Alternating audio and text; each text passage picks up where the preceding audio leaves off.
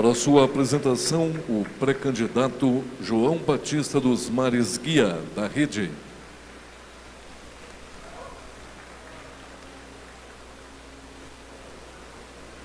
Eu peço licença aos candidatos, vou ficar de costas para vocês, me desculpem, mas eu quero saudá-los, porque nos dias de hoje em Minas é preciso ter coragem e coragem moral para ser candidato a governador. Parabéns a vocês. Bom dia, prefeitos, bom dia, vereadores, bom dia, secretários municipais, imprensa, cidadãos de Minas. Eu desejo aqui rapidamente apresentar-me. Eu sou João Batista, saúdo meu precursor bíblico. João Batista andava na borda do deserto, essa experiência eu não tive. João Batista alimentava-se de gafanhotos e mel, eu aprecio apenas o mel. João Batista semeava sementes de tâmara nos oásis. A minha vida é uma vida de semeadura, de educação, educação de qualidade. Nisso eu me igualo humildemente ao meu grandioso precursor. Saúdo todos os candidatos, mas infelizmente não posso saudar o meu ex-colega, professor universitário da UFMG, meu amigo de décadas, Fernando Pimentel. Pois a um governo ausente corresponde um governador ausente e uma cadeira vazia. Há 50 anos eu semeio educação de qualidade. Fui secretário municipal de educação em Contagem, minha primeira escola de governo. Na ocasião, não sou melhor que ninguém. Escolheram Contagem como modelo nacional de qualidade do ensino e do aprendizado. Isso me projetou, talvez imerecidamente, porque o trabalho é coletivo. Por conta disso, depois eu fui secretário de Planejamento e Desenvolvimento Urbano, conheço gestão municipal na palma da minha mão, e ali foi a minha escola. Depois eu fui convidado pelo então governador Eduardo Azeredo para ser o secretário de Estado de Educação, mas não tive indicação política, e nem se imagine, porque o irmão que eu prezo era o vice-governador, que eu tive uma escolha preferencial. Eu fui indicado pelos bispos de Minas Gerais, liderados por figuras que eu prezo tanto como Dom Lara, e entre outros, indicado pelo colegiado estadual de diretores, pelo meu trabalho anterior em educação. Na ocasião, não sou melhor do que ninguém, mas tive oportunidades que eu tenho o dever de mostrar um bom trabalho. Elevei Minas Gerais à primeira posição nacional, num ranking nacional de qualidade do ensino e do aprendizado, no ano de 1997. Encontrei Minas Gerais com menos de 300 municípios, com escolas estaduais de ensino médio. Os jovens que concluíam a antiga 8ª série, hoje 9º ano, ficavam fora da escola quando não eram de classe média, pois não havia escola estadual, em plena década de 1990, para a imensa maioria dos concluintes da antiga 8ª série. Em 1 ano e meio, eu pude felicissimamente colocar ensino médio nos 853 municípios, prefeitos que aqui estão, que eram da época, que negociavam diretamente comigo, pois eu passava 3 dias da semana no interior, conversando com prefeitos, secretários, negociando a municipalização, o PROCAP, o PROCAD, a formação de professores e diretores e assim por diante. Fui consultor do Banco Mundial em educação, em vários países da América Central e do Sul, no Chile inclusive. Fui consultor da Fundação Roberto Marinho, durante quase uma década, em outra área de cultura, patrimônio histórico e artístico, que é uma outra paixão que tenho. Fui professor de Sociologia da UFMG, mas o que mais me orgulha não é nada disso. O que mais me orgulha é que eu lutei 21 anos contra a ditadura civil-militar, que não foi somente dos militares, e conseguimos democraticamente derrotá-la. E aqui eu quero fazer uma saudação, se houver tempo, para 2 brasileiros notáveis. Louvo aqui o imerecidamente esquecido Tancredo Neves. Foi vereador, foi ministro da Justiça de Vargas, sem ser trabalhista, mas foi leal a Vargas. Não apoiava as políticas de João Goulart, mas foi leal à democracia e à legalidade. Não apoiou a ditadura militar, que a maioria dos ilustres políticos mineiros na ocasião apoiou. fundou o MDB, numa época que ser do MDB era ser perseguido pela ditadura.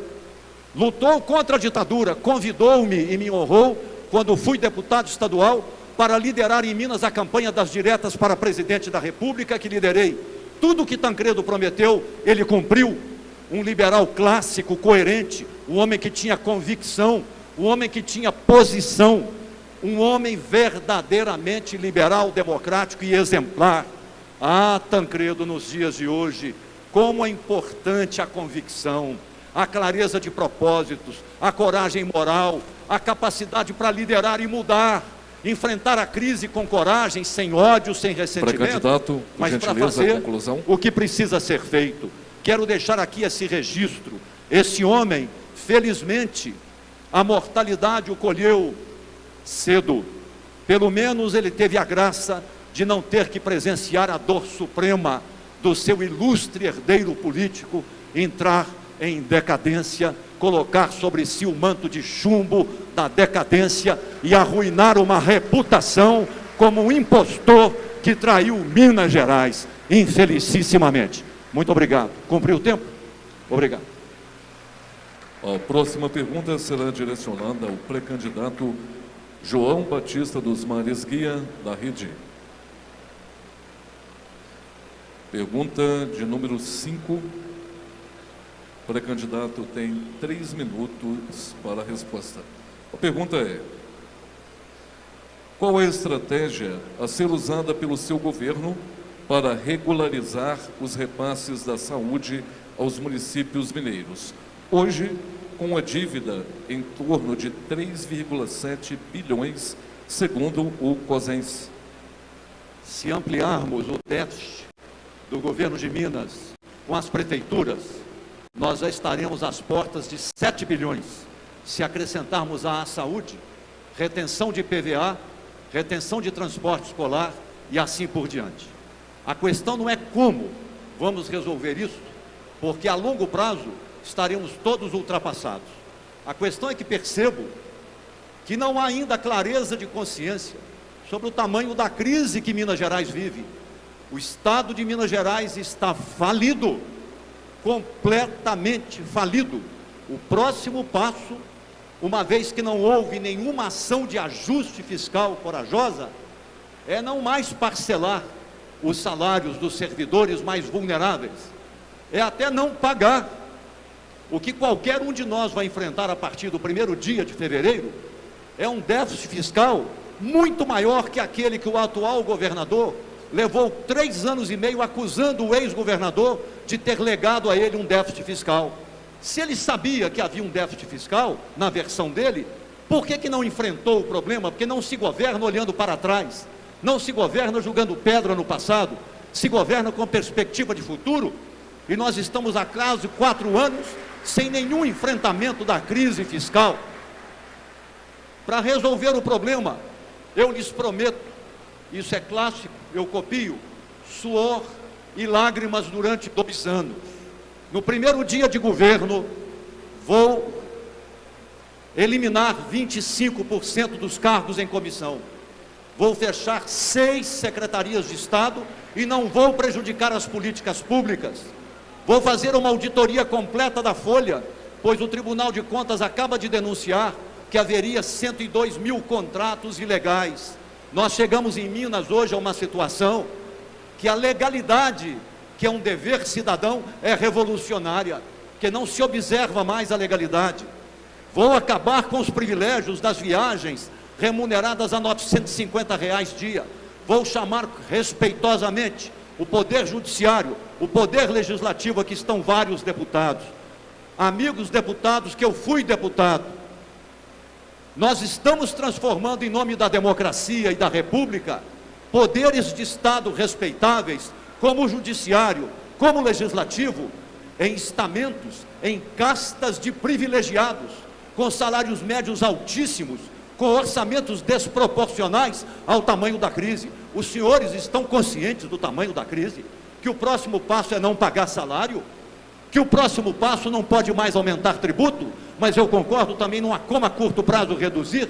Somente a insensatez promete reduzir receita, O que temos que fazer é, ao lado do ajuste fiscal, retomar o crescimento econômico trabalhando na base, com prefeitos e empresários, onde está a geração de riqueza, a introdução de tecnologia e o emprego, chegar junto. O modelo que quero apresentar é governo descentralizado, governo participativo, com 24 regiões de planejamento e tomada de decisão, junto com prefeitos e empresários. Obrigado.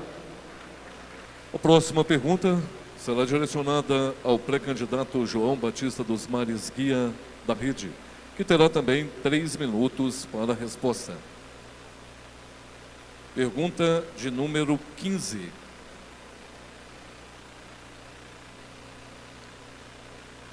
A pergunta é: a resolução conjunta SEMAD-CEPLAG-CEF 2590 de 2018 estabelece um regime de metas visando eficiência na gestão ambiental e de ações voltadas à otimização da análise e finalização dos processos de licenciamento ambiental no Estado. Considerando que atualmente existem 3.000 processos aguardando análise, o que acarreta prejuízos aos empreendedores e municípios que ficam com a arrecadação comprometida. Como você pretende, a curto prazo, atender essa demanda que afeta a todos os setores? Isso implica uma profunda mudança de cultura política. Em primeiro lugar, o presente governo montou uma estratégia do tipo abraço de afogados. Sequestra recursos das prefeituras, com o propósito estratégico de levá-las a uma situação de crise profunda de insolvência, para ver se, em cima do caos, produz uma unidade dos mineiros à sombra para pressionar o governo federal que venha intervir para salvar todos da situação de naufrágio. Isso é catastrófico e é cruel. O sequestro ilegal de recursos dos municípios. Ao ponto que, em Minas hoje, está sendo desmoralizada a ideia de fundos, a ideia de compartilhamento, porque o que há é sequestro de recursos. Entretanto, o que precisamos fazer é repensar a política ambiental no Estado. A Copasa, por exemplo, age como uma empresa mineradora predatória, de tipo pré-capitalista, que não tem uma preocupação com o presente e o futuro e as novas gerações. Ela capta água existente nos represamentos e vende água. Ela não produz água. O que é produzir água? É o que São Paulo está fazendo. São Paulo paga royalty em Camanducaia. São Paulo paga royalty na vertente da Mantiqueira, que cai para o sistema Cantareira, para preservar nascente, cursos d'água, plantar matas ciliares, recompor microbacias, recompor grandes bacias. Nós temos que ser produtores de água, mudar a cultura da Copasa. A Copasa hoje é dominada pelas empreiteiras, colonizadas pelas empreiteiras e pelos compadrios.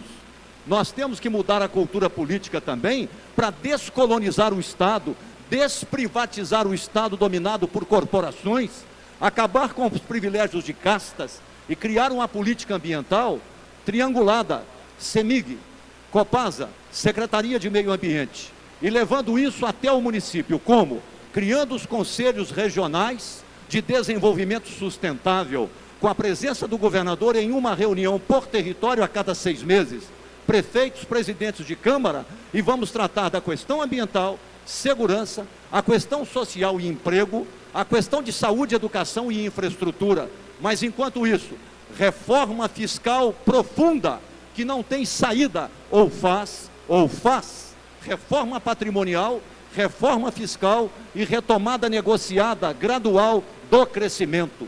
Portanto, a questão ambiental é uma questão de gestão compartilhada, mas desde que o prefeito tenha voz, vez e decisão, ele não tem, ao ponto do governo sequestrar recursos. O que pretendo fazer, e vou deixar esse documento disponível com a AMM, é um texto sobre o novo modelo de governança que pretendemos aplicar em Minas, abri-lo para debate e receber contribuições, baseado no desenvolvimento sustentável, com descentralização do poder e das decisões, e a galinha dos ovos de ouro, que é um investimento em geração de riqueza, depende de água, e água depende de pacto entre todos nós. pergunta de número 2.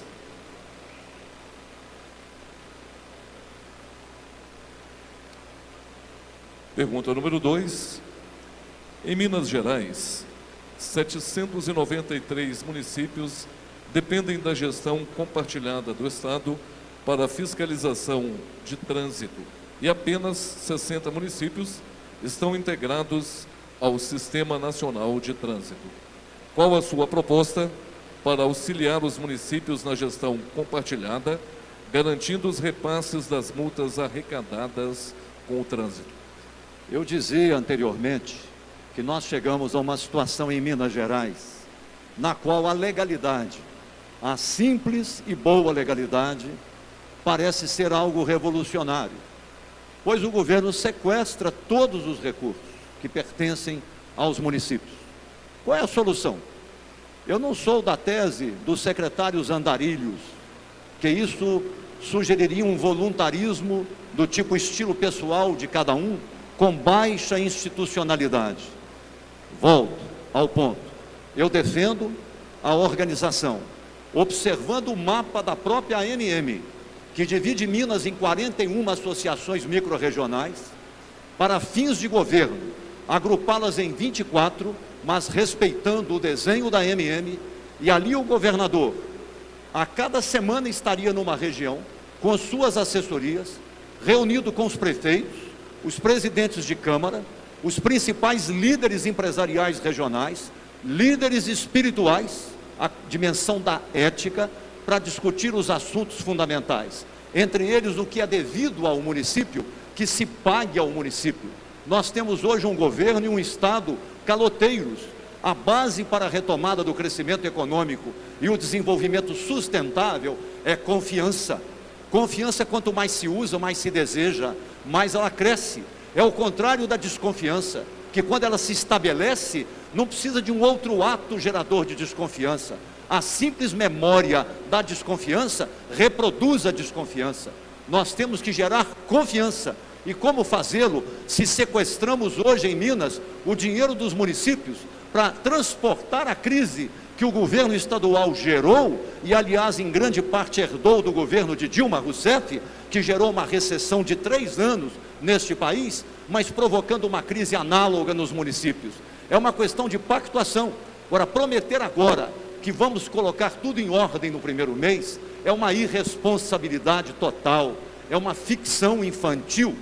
Nós vamos enfrentar 2 anos de suor e lágrimas, vamos fazer a reforma fiscal profunda, em meio a ela a retomada do crescimento econômico, mas temos que começar, governadores de todos os estados e presidente ou presidente, mulher, com a reforma previdenciária e a reforma tributária. Ninguém aqui falou em reforma previdenciária. Nós vamos esperar o governo federal fazer, ou a polícia militar, que nós prezamos e elogiamos, vai continuar aposentando-se um coronel com plena saúde aos 48 anos de idade, ganhando o que merece, 30 mil reais por mês. É possível isso? Os servidores do judiciário aposentando-se precocemente, os servidores do legislativo. Nós vamos manter isso? Isso é um pacto contra a cidadania. Isso é impraticável. Nós temos que introduzir, encerrando, a metodologia do orçamento zero, judiciário, legislativo, todos os poderes do Estado, tudo em discussão, que a crise é de todos nós e o Estado, repito, está falido. Para as suas considerações finais, o pré-candidato João Batista dos Mares, guia da rede. A meus agradecimentos aos candidatos, meus cumprimentos pela disposição. Fico feliz porque já há uma consciência mais elevada em torno do problema da crise fiscal e de algumas propostas que todas elas são duras. Suor e lágrimas e esperança na ação. Esperança na ação que requer coragem moral. Coragem moral para liderar politicamente a construção da união, a construção de consensos verdadeiros, para que todos se sintam corresponsáveis pelo enfrentamento e superação da gravíssima crise fiscal, da estagnação econômica em que vivemos em Minas Gerais, reduzida a um estado de commodities, com oscilações segundo o comportamento do mercado internacional. Esperança na ação porque apesar dos governos, o agronegócio abre fronteiras, e com a revolução tecnológica, ele pode, em Minas, duplicar a área agrícola e a produção agrícola de grãos em toneladas. Esperança nação, porque com a revolução tecnológica ele pode, em menos da metade da área utilizada para a pecuária, mais que dobrar a produção pecuária em Minas, devido à incorporação de produtividade. Esperança nação, porque nós somos um estado do agronegócio, que em breve será mais importante do que a base industrial em Minas, mas levar a agroindústria ao campo para fazer a parceria. Esperança nação, que esse é o estado também da agricultura familiar, que as oligarquias políticas de Minas, que a Assembleia Legislativa de Minas não entende que ela existe à sua frente, deputados. Olhem o povo onde ele está. O norte de Minas, de Janaúba, Espinosa, onde eu fui agora, e dei 6 cursos, Monte Azul, Francisco Sá, Riacho dos Maçados, Janaúba, Porteirinha e lá no outro lado em São Francisco, para quase 2.000 professores sobre a Base Nacional Curricular Comum, e visito o Sindicato de Trabalhadores, e vou ao campo, visito os campos da agricultura familiar. A agricultura familiar e a caatinga não são problema, são solução. São trabalhadores, são inovadores, mas o jovem da agricultura familiar está abandonado pelo BDMG, não é visto pela CEMIG, não é visto pela Copasa, não é visto pelo governo, são os invisíveis, mas são eles que vão tirar Minas da crise. Ver o agricultor familiar que produz quase 70% da comida que chega na mesa, chegar com ele com a tecnologia, refortalecer a Emater, chegar com ele com o crédito do BDMG, com orientação para plano de negócios e fazer deles empresários. Nós queremos capitalismo produtivo, com incorporação de tecnologia, com legalidade. Vamos negociar redução das alíquotas gradualmente, mas negociar aumento da produção e da produtividade por cadeia produtiva. Minha equipe da Secretaria da área de Economia será toda de profissionais que, ao mesmo tempo que excepcionais economistas, também ótimos negociadores e com firmeza para aumentar a produção. A corrupção, vamos acabar com ela definitivamente. A inépcia, o corporativismo e a ineficácia. É hora mais que de democracia, de republicanismo. Vamos negociar com o Poder Judiciário orçamento base zero. Não é possível transformar-se o que seria meritocracia dos poderes de Estado em aristocracia, e com o tempo a aristocracia degenerar-se em oligarquia, e com o tempo a oligarquia se degenerar em casta de privilegiados para exercer uma tirania sobre a sociedade, sendo o próprio Estado, ao invés de promotor do republicanismo, produtor de mais desigualdades sociais, que é o que hoje acontece entre as elites em Minas Gerais.